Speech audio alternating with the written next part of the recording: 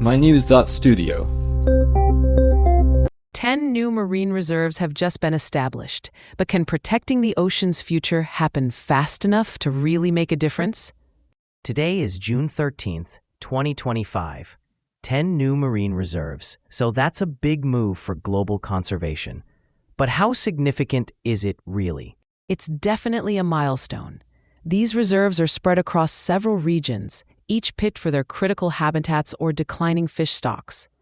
The main goal is to help these ecosystems withstand climate change. But it's not only about the fish, right? It's tied to food security, people's livelihoods, even the climate itself. So, these reserves are linked to the 30 by 30 target? That's protecting 30% of the world's oceans by 2030, correct? Exactly. Right now, only about 8.3% of the ocean is actually protected. To reach 30% by 2030, we'd have to create around 85 new protected areas every single day from now until then. That's a huge gap. 85 a day? That's hard to picture. What's standing in the way? Is it politics, enforcement, funding? All of the above. For example, take the Canggu Bawe Marine Conservation Area off Zanzibar. When it was announced, local fishers were worried. No fishing meant lost income. The government and private partners stepped in, building new housing and private docks so fishers could move further offshore, outside the protected zone. It's a compromise. But is it enough to keep everyone involved? So it's a balancing act. You want to protect ecosystems, but you don't want to undermine local economies. How have communities been responding? In Zanzibar, there was strong pushback at first, but the support measures, like those docks, did help. Now, compare that to the Chumash Heritage National Marine Sanctuary on the U.S. West Coast. There, indigenous leadership was central. The Northern Chumash Tribal Council pushed for the sanctuary, and federal agencies actually held real consultations. Over 110,000 public comments came in. Most were supportive. Is that the key then? When communities, especially indigenous groups, are deeply involved, do things work out better? It appears so. The Chumash case shows that sharing management and respecting traditional knowledge can bring broad public support.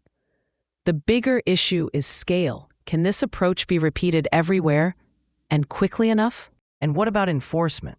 Creating a reserve on paper is one thing, but keeping out illegal fishing or development is a whole other challenge. Enforcement is a major hurdle. It needs real funding, good surveillance, and countries working together. That's why agreements like the High Seas Treaty matter.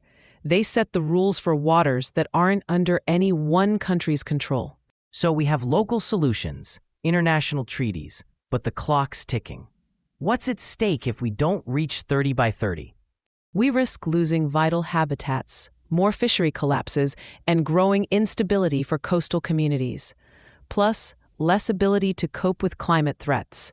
The ocean shapes our climate, supports food, and gives millions their livelihoods. If we fall short, all that is at risk. Is there a proven way to speed up marine protection, something that's actually working? Accelerate designations, involve local communities, secure funding for enforcement, and build partnerships. Governments, NGOs, private sector. Some places are managing it, but scaling up remains the challenge.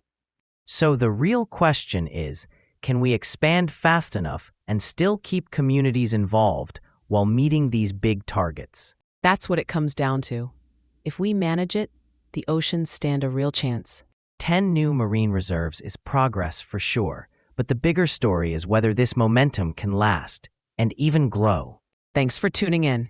Today we explored marine reserves, global targets, and the challenge of balancing conservation and community needs. We'll be watching to see if these efforts are enough to protect our oceans. Thanks for joining us. This episode was brought to you by mynews.studio. Try it now for free.